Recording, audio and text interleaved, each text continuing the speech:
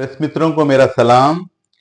और कल हमारे पास कैबिनेट मीटिंग हुई और रेवंत रेड्डी साहब के स्टीवर्डशिप में कि ये फैसला किया गया था, जो पहले जो हमारे रेवंत रेड्डी साहब जो लोगों को वादा किए थे कि मैं 15 अगस्त तक मैं 2 लाख रुपए का मैं वाइवर दूंगा फार्मर्स को, उसी के बिना पे कल एक कैबिनेट मीटिंग हुई। इसमें ये दोबारा इस बात के ऊपर गौर फिक्र किया गया और जिसमें और जो बोला गया था 2 लाख रुपए वो 2023 तक के लोगों को, फार्मर्स को, दिसंबर 2023 तक के उन लोगों को फार्मर्स को वेवर दिया जाएगा, जिसमें 40 लाख फार्मर्स फायदा उठा मुस्तफिद होंगे। ये बहुत बड़ी बड़ी अचीवमेंट है हमारे तेलंगाना गवर्नमेंट के लिए।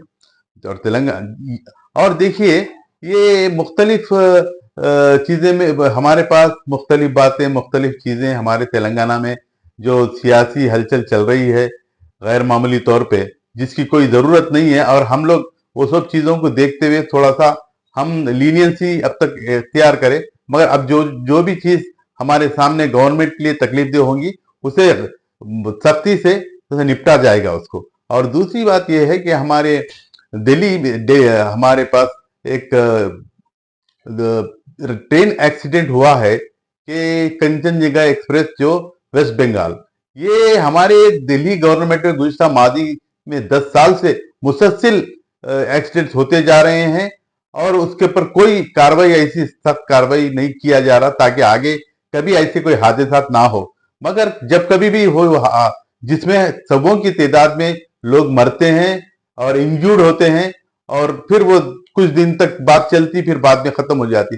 जो हमारा जो मिनिस्टर साहब है वो बस आते हैं मौके वारदात पर, वो कुछ पता नहीं वो क्या करते हैं, पता नहीं, कुछ समझाने की कोशिश करते हैं लोगों को, ये बोलते वो बोलते, जाके मिलते, मगर कोई ठोस इकदाम नहीं करते। तो लिहाजा वो इनके वो शायद मैं समझता हूँ वो बेहतर होगा कि वो इस इतने एक्सीडेंट और इतनी चीजों होने के बावजूद भी उन्होंने एज ए मिनिस्टर कंटिन्यू होना मुनासिब बात नहीं है, वो रिजाइन कर दे अपने ओहदे से, कर दे। और देखिए यहाँ पर जो हमारे पास सारे हिंदुस्तान में एक अमन बेचैनी फैली हुई है। ये नीट का जो एग्जाम है उसका एक बहुत बड़ा बच्चों के जिंदगियों से खिलवाड़ हो रहा है और पेपर लीकेज का बहुत बड़ा मामला हो रहा है। इस पर गवर्नमेंट किसी तरह का कोई एक्शन नहीं ले रही और एजुकेशन मिनिस्टर बस गाफिल गफलत नींद में है कि भाई क्या हो रहा है स्टूडेंट्स के साथ में, वो अभी तक उनको पता नहीं, उनको ज्यादा उसका पता नहीं चल रहा है। तो उनसे हमारी रिक्वेस्ट है कि ये जल्द से जल्द ये जो मामला हो रहा है, ये जो नीट का जो एक बच्चों की जिंदगी से जो खिलवाड़ हो रहा है, वो उस चीज को रोकथाम के लिए वो बेहतर जल्द से जल्द कदम उठाए एजुकेशन मिनिस्टर। दूसरा किस्सा आप बता रहे थे दिल्ली में जो सो मस्जिदों के ऊपर। जी हाँ, बिल्कुल, बड़ी अफसोस के साथ मुझे ये बात कहनी पड़ रही है कि ये मस्जिदों को जो ढाया जा रहा है, ये जब से ये मोदी हुकूमत जब से आई है तब से हिंदू मुसलमान यानी तो मंदिर मस्जिद या मछली मीट और ये मुख्तलिफ चीजें, ये इलेक्शन के वक्त भी, इलेक्शन से पहले भी, अब इसका जीता जाता सबूत है। कल दिल्ली में एक मस्जिद को गिरा दिया गया है। क्यों गिरा दिया गया है इसकी कोई वजह मिलती नहीं है कि भाई ये अगर ऐसा जमहूरी हुकूमत में अगर ये ऐसा होते रहा तो फिर कोई मस्जिद बाकी नहीं रहेगी ना कोई। अब मैं दूसरी बात तो इसलिए नहीं बोलूंगा कि वो गैर मुनासिब है, हमारा जाहिर वैसा नहीं है कि हम यही चाहते हैं कि भाई गवर्नमेंट इसके ऊपर या गवर्नमेंट इस पे बहुत तवज्जो करे और आगे चल के कोई मस्जिद को कोई ढाना, कोई मस्जिद की तरफ नुकसान पहुंचाना, ऐसा कोई इकदाम ना करे जो मुसलमानों को ठेस पहुंचे इस बात से। और एक बात यह है कि मुझे इस बात से भी बहुत तकलीफ है, ये हमारी जमहूरी हुकूमत जो चंद्रबाबू नायडू साहब जो हैं, डेमोक्रेटिक जमहूरी जहन रखने वाले हैं। आंध्र प्रदेश एक डेमोक्रेटिक स्टेट है, वहां पर ये हिंदू मुसलमान ये सिख ये ईसाई सब मिल के रहते हैं और ये नायडू साहब रिप्रेजेंट उनको कर रहे हैं और वो जाकर मोदी साहब के हाथ मजबूत कर रहे हैं ताकि गलत कामों की वजह से उन्होंने माजी में नहीं देखा, खुद नायडू साहब इस बात के खिलाफ थे, जो मोदी साहब के 10 साल उन्होंने इंडिया पर कितने जुल्म ढाए,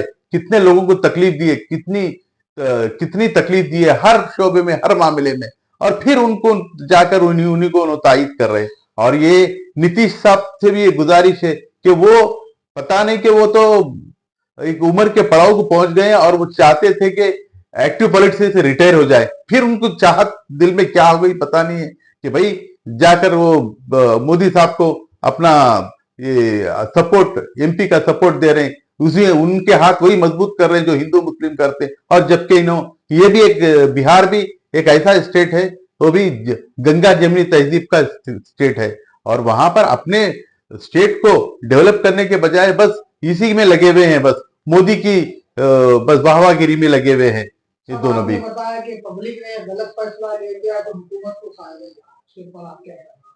बिल्कुल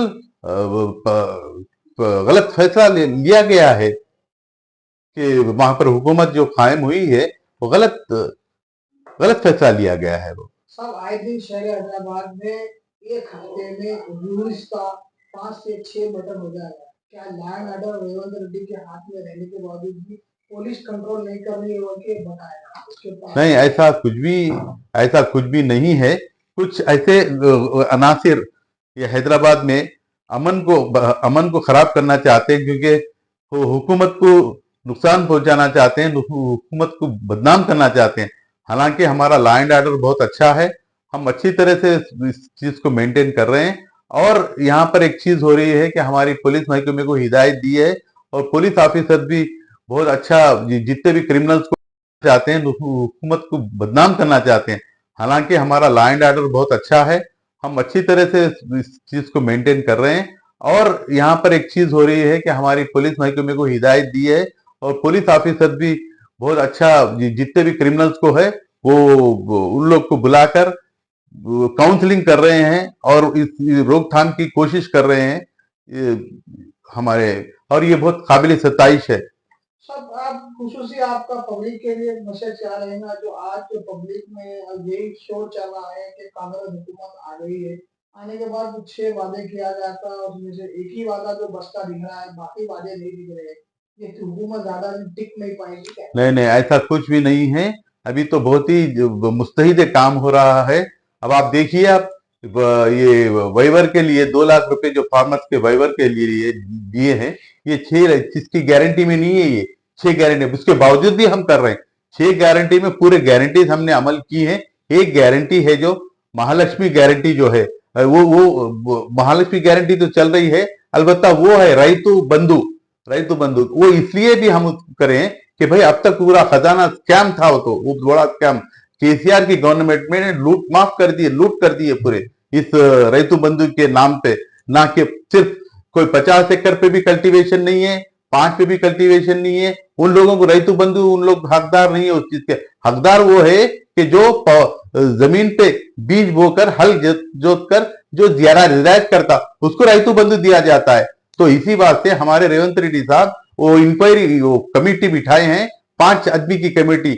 हमारे मिनिस्टर साहब हैं, जिसमें मिनिस्टर्स लोग हैं, 4-5 आदमी मिनिस्टर्स इसको कमेटी कल के जो डिसीजन में बिठाए हैं कि ये मालूम कीजिए कि कितने एकड़ पे दिया जा सकता है, और कौन सही क्या है, गलत क्या है, और ये रैतु बंधु का स्कीम कैसा इंप्लीमेंट करना है। अब हम ऐसा तो बिल्कुल बिना करे तो वाले को तो अब आज हम वादा करें बोल के उनको तो है, अब जितना पहले तो नुकसान हो चुका है और उनको तो नहीं दे सकते ना। जो वाकई में सच्ची जो जिरायत कर रहे हैं, उनको रैतु बंधु के लिए जल्द से जल्द इकदाम करेंगे और उनको देंगे। सब आप कांग्रेस पार्टी सत्ता में आने के बाद आप पब्लिक में कभी रिस्पॉन्स कैसा रहा सीएम बनने के बाद? बहुत अच्छा रिस्पॉन्स रहा। सीएम रेवंत रेड्डी साहब चीफ मिनिस्टर बनने के बाद शहर में लोगों में एक इत्मीनान पैदा हुआ, एक जहनी तनाव था जो खत्म हुआ, और बहुत अच्छे नए नए स्कीम्स आ रहे हैं, नए बड़ी बाहर से लोगों को लाके बड़ी बड़ी इंडस्ट्रियां डाल रहे हैं, और शहर फैल रहा है, चौ तरफ फैल रहा है। फैलने के बड़े इकदाम हुए हैं, मेट्रो स्टेशन, हर तरफ में डेवलपमेंट है। आपको अब बस 6 महीने हुआ हमारी हुकूमत आकर, आप और 1 साल का वक्त आप और पब्लिक 1 साल सब्र से रहें। तेलंगाना स्टेट बेहतरीन हर शोबे में बेहतरीन कामयाबी हासिल करेंगे। सब तो गोल्डन तेलंगाना बनाते हुए केसीआर ने वादे किए थे, अब जो है सो रेवंत रेड्डी के हाथ में तेलंगाना आ गया, वो पूरे गोल्डन तेलंगाना के ख्वाबों को मुकम्मल कर पाएंगे। बिल्कुल बिल्कुल। अब देखिए, हर चीज वक्त से होता, जैसा आप बोल रहे हैं बस होंगे, बस ऐसा वो ऐसा चुटकी मार दिए अलाउद्दीन का चिराग है, ऐसा नहीं होता है। 6 महीने बस, थोड़ा वक्त चाहिए उसके लिए। अभी तो कम से कम हमको एक पूरा 5 साल हमको मिलना चाहिए कि भाई हमारा जो परफॉर्मेंस लोगों को हम कार्ड दें, हमारा कार्ड दें, वेलफेयर कार्ड दें, हमारा हम वर्किंग कार्ड दें लोगों को। सब आपका मैसेज क्या रहेगा? मेरा मैसेज ये रहेगा कि बेहतर बेहतर ये रहेगा आने वाले मुस्तकबिल में, ये सेंट्रल गवर्नमेंट, मैं नहीं समझता हूं कि ये ज्यादा दिन चलेगी, इसलिए कि वो वहां उन लोग अपना ना जहन बदल रहे हैं, ना अपनी जबान बदल रहे हैं, न अपने मामलात बदल रहे हैं। और आगे चल, क्योंकि आज पहले के वैसा आज अपोजिशन वीक नहीं है, आज अपोजिशन बहुत स्ट्रांग है और बेहतर। आप कोई ऐसा काम नहीं कर सकते किसी मजहब और किसी कम्युनिटी के खिलाफ जो मनमानी आप नहीं कर सकते, नुकसान नहीं पहुंचा सकते, और ना आप पब्लिक होने देंगे इसको। और देखेंगे आप, ये बस बहुत ज्यादा से ज्यादा 6 महीने या साल भर के अंदर ये हुकूमत का जवाल होगा, फिर बरसरे इक़्तिदार जो इंडिया ब्लॉक पार्टी है वो बरसरे इक़्तिदार आएगी। आपका नाम सर? मैं मोहम्मद अहमद अली, सीनियर कांग्रेस लीडर।